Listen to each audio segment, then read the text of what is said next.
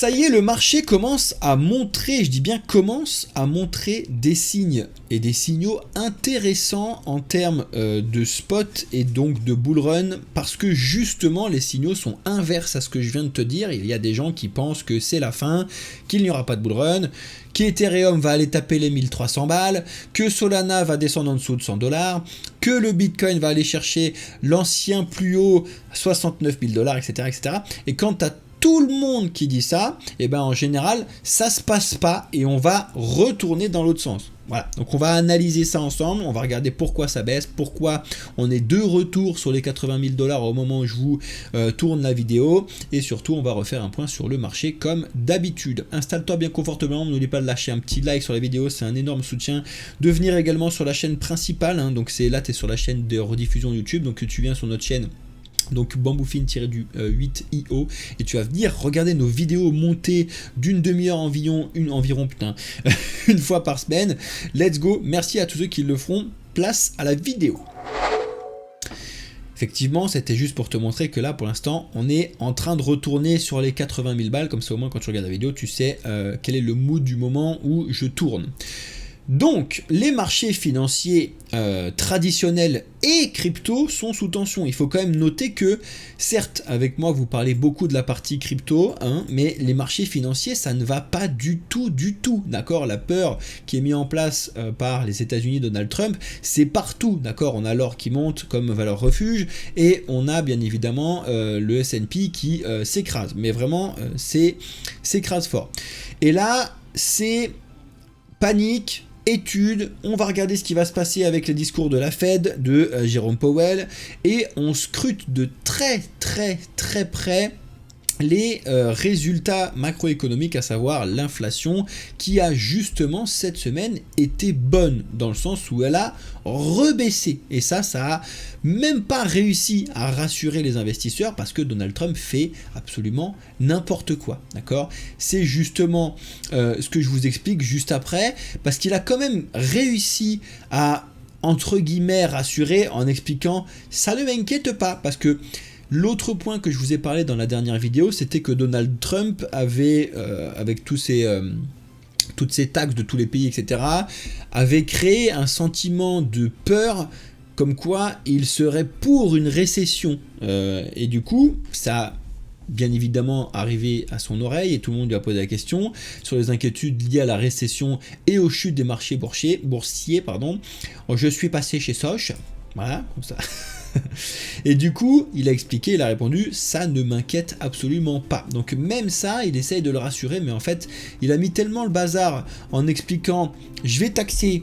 Bon, au final, je les ai eu au téléphone, je taxe pas. Ah bah si, je vais quand même les taxer. Et d'ailleurs, ça rentre en vigueur aujourd'hui. Bon, j'en ai eu certains encore au téléphone, je vais les taxer, mais pas autant. Et comment tu peux avoir une évolution économique pérenne sur l'avenir avec ce genre de girouette en toutes les semaines? C'est juste absolument impossible, bien évidemment.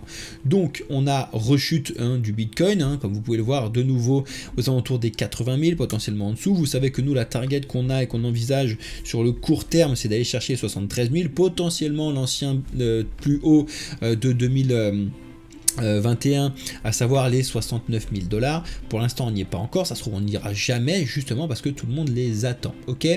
Et là on n'a même pas réussi à profiter de la bonne nouvelle sur l'IPC, donc sur justement la partie donc que je vous disais tout à l'heure, à savoir l'inflation qui a réellement baissé, que ce soit encore ou pas encore. Si jamais vous avez bien évidemment suivi les informations de mon associé, normalement vous êtes au courant de tout ça largement. Ensuite, ça c'est ou les bonnes nouvelles, même si vous allez lire ça et vous allez complètement paniquer, pour moi c'est une très bonne nouvelle. C'est-à-dire que beaucoup de grosses analyses, beaucoup de gens qui ont beaucoup d'abonnés sur X commencent à faire ce type de déclaration, à savoir, je ne serais pas étonné si Ethereum allait encore plus bas que ce qu'il y est actuellement, voire d'aller chercher les 1400 $. Le marché a pour tendance historique, que ce soit le marché traditionnel ou crypto, à faire l'inverse de ce que la majorité pense. Alors je dis pas que TED c'est la majorité, mais je dis juste qu'il y en a beaucoup qui commencent à penser à ce truc là, et quand tu commences à tout le monde mettre un prix, c'est le prix qu'on va jamais chercher, d'accord? Pour rappel, en 2021, et moi le premier, on était tous, mais alors tous persuadés quand on était allé chercher les 60 000 balles lors du deuxième rebond, qu'on allait aller chercher les 100 000, mais qu'il n'y avait absolument aucun problème. Tout le monde était là à dire mais oui, mais c'est sûr, on va aller chercher les 100 000. Et du coup, vu que c'était sûr, on n'y est absolument pas allé, d'accord? Donc là, sincèrement, les 1400 $, moi, je peux vous l'expliquer parce que nous, on n'a pas une audience d'1 milliard de personnes. Donc en vrai, ce qu'on vous explique, c'est vraiment, c'est du bénéf pour ceux qui regardent parce que ça influence absolument personne, hein, parce qu'il n'y a pas assez de vues dessus. Mais 1400 $ sur Ether, c'est beaucoup trop bas, d'accord? 1600, allez, faudra aller chercher, c'est très bas. 1400 balles, c'est vraiment trop bas, d'accord? Par contre, on a la même target de prix de bull run, à savoir d'aller chercher les 10, 11 000 $ sur Bitcoin, sur Ethereum, ce qui est quelque chose d'assez plausible. Donc vous voyez que c'est pour moi ce pourquoi je vous ai mis dans le titre, à savoir qu'il y a quand même des bonnes nouvelles par rapport à ce qui se passe actuellement et qu'il faut tenir le coup pour tous ceux qui sont là et rentrés sur le marché, qui souffrent, mais qui ont décidé quand même de prendre du popcorn. Ok, bien évidemment, hein, ça, il fallait s'y attendre, du moins Donald Trump était obligé de s'y attendre, hein, c'est-à-dire que on a eu hier, donc le 12 mars, une réponse donc de la Commission européenne qui a répondu forcément donc à la taxe injustifié sont eux qui Donald Trump a mis donc sur l'acier et l'aluminium, et du coup nous on a répondu avec une taxe donc sur certains alcools, sur les bateaux, sur ce genre de trucs, bien évidemment. Voilà, donc tu envoies un coup, on renvoie un coup, parce que c'est bien évidemment une cour de récréation, et puis quand t'as un gamin qui tape l'autre, bah il se retape et puis après il pleure, et puis t'as le maître qui arrive, qui les prend, qui dit on arrête les conneries, on rentre à la maison. Malheureusement il n'y a personne qui peut faire ça pour l'instant. Peut-être que les marchés peuvent ramener un peu tout le monde.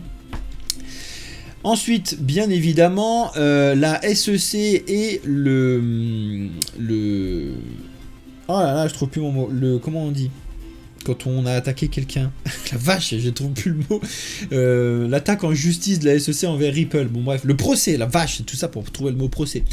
Que tout le monde attend qu'il se termine, va bientôt se terminer, du moins c'est ce qui a été annoncé un petit peu par tout le monde, et là c'est l'inverse de ce que vous disiez, c'est qu'il y a de fortes chances que ça se passe pour le coup, parce que la présidence est assez proche de XRP, que la SEC c'est plus Gary Gensler, etc., etc. Donc en vrai, il y a quand même de fortes chances que ce soit terminé dans le bon sens pour XRP, à savoir que ce soit XRP qui gagne, d'accord?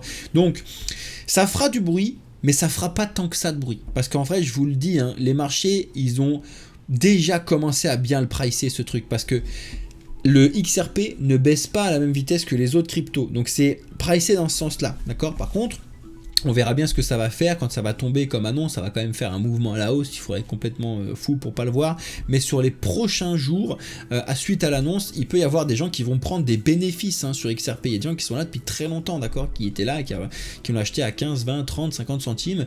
Donc forcément, si ça monte à 3-4 balles, il y en a qui se font quand même un petit peu d'argent. Donc c'est normal. Et l'autre nouvelle de la SEC qui est pas si ouf que ça, mais pour le coup on devait s'y attendre, mais c'est aussi pour ça qu'il y en a certaines qui baissent, c'est que la SEC en ce moment, elle avait beaucoup de discours qui étaient limite pro-crypto, dans le sens où voilà, beaucoup de procès ont été annulés de partout, chez 11 ou 12 procès qui ont été annulés entre OpenSea, Kraken et tout, enfin bref, je vous en passe.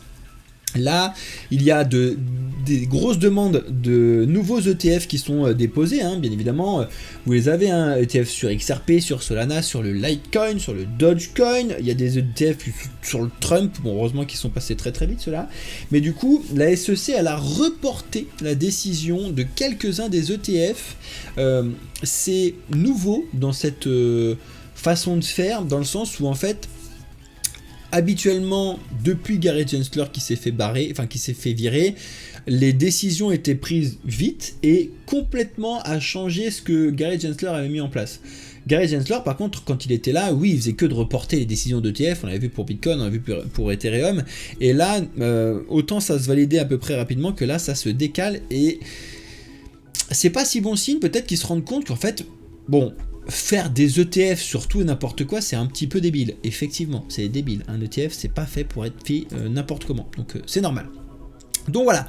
Donc ça, c'était les news que je voulais vous expliquer par rapport à la baisse qu'on a et la justification un petit peu de la baisse qu'on a actuellement. Ensuite, on va passer rapidement en revue les différentes autres informations qu'on a actuellement. On a 3 blockchains qui continuent de grimper malgré le marché crypto dégradé. Alors je vous casse votre euphorie tout de suite. C'est grimper en termes de métriques internes blockchain, c'est-à-dire que c'est des protocoles et des projets qui sont sur du stacking et donc qui voient leur TVL exploser, donc leur total value locked, donc les gens qui croient sur le projet, qui les prennent et qui les bloquent sur la blockchain. Ça ne veut pas dire que c'est des projets qui ont leur valeur qui monte, d'ailleurs pas du tout. Mais du coup, ces projets-là, les 3, le premier c'est Sonic, donc c'est anciennement Phantom qui s'est renommé, qui a rechangé, enfin qui c'est plus que renommé, ils ont changé complètement la façon de faire, de développer, etc. Et pour le coup, en termes de TVL, c'est juste énorme. Ils sont bien évidemment passés de 0 parce que c'est passé de Phantom à Sonic, mais il faut pas oublier justement que les 3/4, si ce n'est plus que ça, de cette montée, c'est tout simplement les anciens fantômes qui sont arrivés sur Sonic en fait. Donc c'est passé de 0 à ce truc là. Ça, faut pas oublier cette notion là. Ensuite, on a Zircuit, donc un layer 2 d'Ether qui a complètement pété un câble en termes de valeur bloquée. Donc ça, pour le coup, je connaissais pas ce projet avant ce soir. Pour le coup, alors, autant des layer 2, j'en ai vu. Celui-là, jamais vu. Donc il faut aller creuser un petit peu parce que je sais pas ce que c'est qui a fait que c'est monté aussi fort. Et après, on a la discrète blockchain du SEI qui voilà, monte doucement mais sûrement depuis qu'elle est arrivée sur la partie de développement et tout. Donc voilà. Ça utilise quand même un consensus que personnellement je trouve intéressant de l'écosystème Cosmos. Vous connaissez un petit peu mon avis sur Cosmos en termes de développement. Le SEI, c'est pas forcément la techno que je préfère, ça aussi ceux qui me connaissent vous le savez, mais la techno derrière, elle est pas mauvaise, voilà, on va dire ça comme ça. Bref, donc ça c'est un petit peu les points qui sont à surveiller. Vous allez voir, allez vous amuser à regarder les tokens, vous allez voir que c'est pas la folie sur les tokens, ok.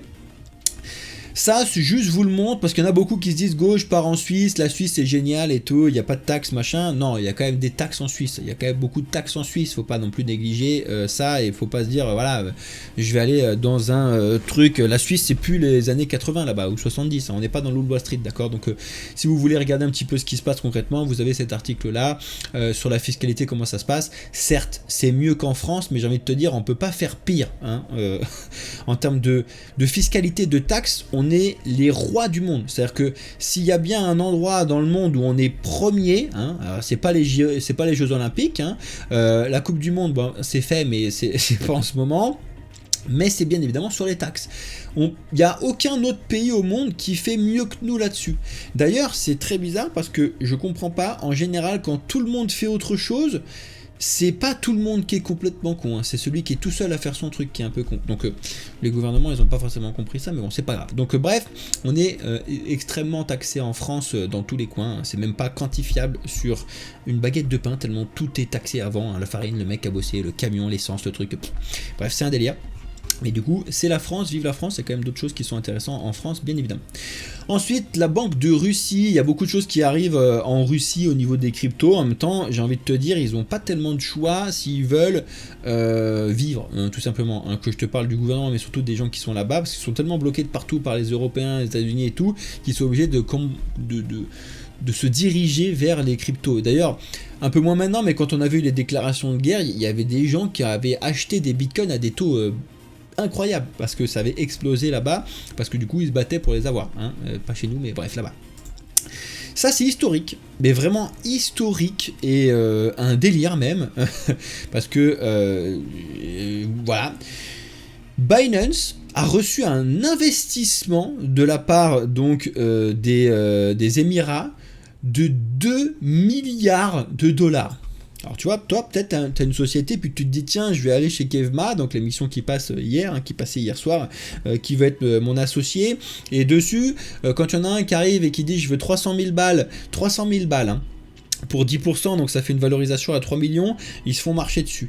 Là, 2 milliards d'investissements, hein, et ils n'ont pas racheté 100% du truc. Donc forcément, il y a une valorisation qui a explosé complètement, et ça prouve, et ça redémontre à ceux qui étaient un petit peu perplexes sur la dominance de Binance, hein, sur tout, d'accord, technologiquement parlant, en utilisation, en gens dessus, en tout ce que tu veux. En plus, bref, voilà, pas l'oublier. Starknet va débarquer sur Bitcoin en tant que layer 2 déjà d'Ethereum qui fonctionne très bien, même si sa valeur fait que de toucher le sol et de creuser, hein. Ils sont quasiment arrivés en Chine, et ils commencent à étudier, de voir d'arriver sur Bitcoin, donc sur BitVM, pour ceux qui sont un petit peu plus techos, hein. L'idée c'est donc de concurrencer un petit peu le Lightning Network qui est déjà opérationnel depuis plusieurs années là-dessus, et personnellement j'ai déjà utilisé le Lightning Network, très bien, mais comme je suis partisan de la concurrence, c'est pas plus mal. Mais après, il faut surtout pas, mais c'est pas possible, que ça altère la sécurité et tout. Bon, ça ne l'est pas, mais bon, bref, on s'en fout. On a un mineur de Bitcoin, ça c'est juste pour la vanne, hein, mais on a un mineur de Bitcoin solitaire, hein, qui a décroché un bloc avec une vieille machine, et il s'est pris quand même 263 000 balles. C'est propre, félicitations à lui, et il a eu de la chance. On a LVMH qui se fait remonter, on va dire, qui est poursuivi en justice pour contrefaçon de brevet, parce qu'il y avait toute cette histoire de pouvoir, si tu veux, ça a été breveté, de pouvoir afficher un NFT sur une montre, ça a été breveté. Bon bref, il l'aurait passé outre le brevet. Bon voilà, je vous passe un petit peu le truc, c'est pour ça. Et pourquoi je vous dis ça, c'est parce que le mot NFT revient petit à petit et commence de nouveau à, j'ai pas envie de dire retourner à la normale, parce que non, c'est à Monsieur Rabbit de le dire, salut à toi si tu regardes la vidéo, mais il était complètement blacklisté, plus personne ne le listait nulle part, ce mot, hein, on mettait autre chose, hein. Et maintenant ça revient petit à petit, donc on voit que l'eau a un peu commencé à couler sous les ponts, et que finalement les gens se rendent compte que c'est pas les NFT qui c'est de la merde, mais plutôt les mêmes coins, bref. Ça continue, hein, les membres du Congrès américain qui sont vraiment contre les CBDC, il y a vraiment décidément que Christine Lagarde qui fait n'importe quoi.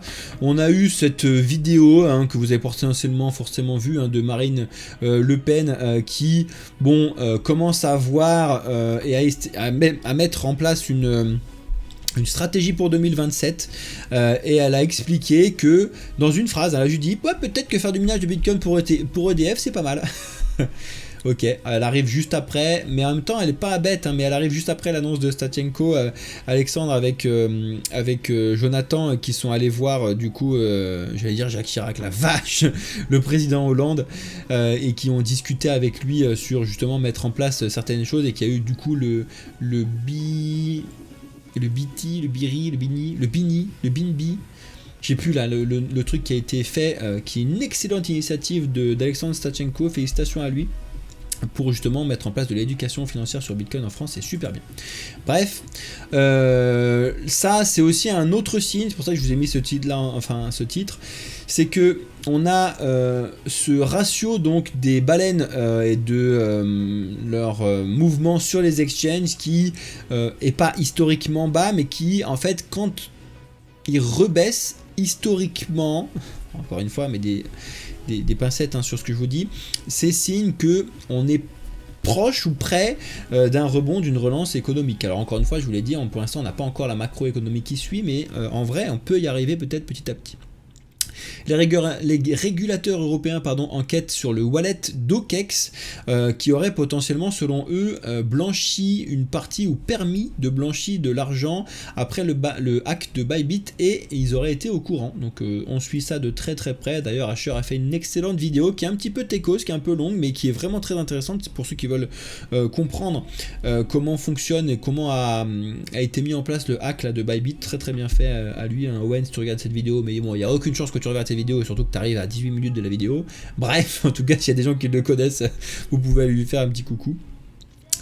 Ensuite, les réserves nationales de Bitcoin sont actées, hein, pour les États-Unis, même si c'est clairement pas ce à quoi on s'attendait. L'Europe, par contre, non seulement elle réagit pas, mais elle fait tout l'inverse, hein. Ils ont vu les États-Unis qui disent non aux monnaies numériques de banque centrale et qui disent oui à une réserve de Bitcoin, et l'Europe, là, Lagarde, elle s'est dit tiens, ce serait pas une bonne idée de faire pile l'inverse de la plus grosse du plus gros État au monde. En général, c'est un petit peu, je vais vous expliquer, hein, c'est un petit peu comme si tu étais au lycée, d'accord, et que tu as le premier de la classe, il est à côté de toi, d'accord, c'est le premier de la classe, ok, il y a contrôle, d'accord, tu as un contrôle, d'accord, ok, il est à côté de toi, le premier de la classe, toi, donc tu es Christine Lagarde, et tu regardes les réponses du premier de la classe, et tu te dis, tiens, il a mis A là, il a mis B, il a mis truc et tout, c'est le premier de la classe, mais je vais faire tout l'inverse de ce qu'il a mis. Parce que j'ai le pif, moi, Christine Lagarde, j'ai le pif, je suis une génie. Forcément, hein, la note après tombe et c'est de la merde, d'accord. Je pense que l'exemple est très très bien trouvé par rapport à ce qui se passe en Europe actuellement. On n'est pas les derniers de la classe, mais pas loin, en vrai. Et enfin, on a beaucoup d'annonces comme ça qui tournent de plus en plus, hein, d'annonces de lancer en bourse hein, de certaines sociétés crypto. Et là, c'est Kraken qui est là depuis vraiment très très longtemps, qui envisagerait de s'introduire en bourse en 2026. Écoutez, on suivra tout ça bien évidemment. On est, ça y est, passé dans le rouge sur Crypto Bubble de partout, que ce soit en heures, en jours, en semaines, en mois et à l'année, c'est moyennant parlant dans le rouge en termes de prix. Il y a certains ovnis, à savoir OM bien évidemment et Ondo, hein, que vous pouvez voir, et après on a certains tokens de plateforme qui fonctionnent bien, mais sinon en moyenne tu vois que ça fait extrêmement mal par rapport au pic de l'année dernière. En moyenne on est environ entre 70 et 75% de baisse avec sur le prix hein, du WorldCoin qui tombe vraiment très très bas. Et du coup quand on regarde Bitcoin qui ça y est hein, officiellement c'était sûr est remonté et est passé en dessous des 80 000 $, il fallait s'y attendre. En attendant, on a cette dominance qui est tout juste énorme. On a dépassé les 62% hier, c'est juste absolument incroyable. Ethereum qui est de retour sur les 1800.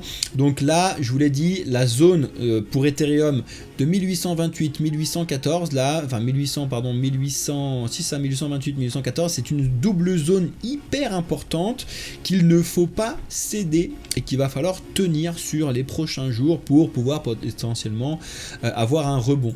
En ce qui concerne le Solana, cette zone que je viens de vous parler, elle est encore un petit peu plus bas, elle est entre 100 et 104 $, donc pour l'instant le Solana s'en sort à peu près bien, mais sinon sur absolument tous les autres altcoins, c'est une hécatombe totale, sauf quelques-uns, bien évidemment, comme tu l'as vu tout à l'heure, comme Ondo, où c'est moins pire, même si en vrai c'est une catastrophe, mais c'est moins pire que les autres, et OM, qui a fait que de monter, mais qui quand même, on voit, a eu son pic à 9 balles, et on est à 6 balles, il a bien aussi pris quelque chose. Donc en fait, actuellement, là, tout le monde baisse, d'accord? Même si tu vois des petits trucs qui montent là, en fait, c'est que tu te rends compte que ça baisse quand même, d'accord? Tout le monde s'écrase, tout le monde, ok?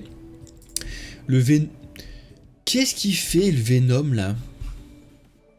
Pardon, là, je suis en fin de vidéo, mais c'est quoi ça? La vache! Pour ceux qui n'avaient pas suivi, le Venom, je m'en étais servi en termes d'exemple de ce qu'il faut surtout pas faire, à savoir investir sur un projet qui était surévalué, parce que quand il est sorti, je vous ai dit, le Venom va se viander complètement la tronche. Résultat des courses, j'avais plus que giga raison. J'avais dit que potentiellement la target, la première, c'était les 14. On était même allé chercher plus bas, même bien plus bas, mais là pourquoi il remonte comme ça? Alors pour ceux qui ne savaient pas, le Venom c'était le projet d'Abu Dhabi ou Dubaï, je sais plus là, bref, qui était vachement relayé à tout ça. What? Le truc a fait x2 depuis... Ah, écoutez, pas tout baisse, voilà, il y a le Venom qui est rentable. Très bien, je vais vous laisser là-dessus. Absolument aucun conseil d'investissement, s'il vous plaît, ne rentrez pas sur ce genre de truc qui... Hein, voilà. Mais ça m'étonne quand même un petit peu. Bon, il doit y avoir un petit peu de centralisation, un petit peu de manipulation, hein, parce que c'est quand même un tout petit marché hein, sur le token et le projet Venom. Bref, voilà, j'espère que ça vous aura plu. Allez, je suis dans les 25 minutes, hein, pour ceux qui aiment bien avoir une vidéo un petit peu courte, entre guillemets, sur les news et sur le marché. Je vais rester, comme d'habitude, rapidement avec ceux qui sont en live sur TikTok, Twitch et YouTube. Merci à tous ceux qui sont d'ailleurs tous là présents. Restez, j'arrive tout de suite. En attendant, tous ceux qui ont regardé la rediffusion sur YouTube, c'était Cryptéo pour l'excellente société de Bamboufine. N'oubliez pas qu'il faut que vous appreniez aujourd'hui et que vous investissiez seulement demain. C'est hyper important. Ciao à tous ceux de YouTube.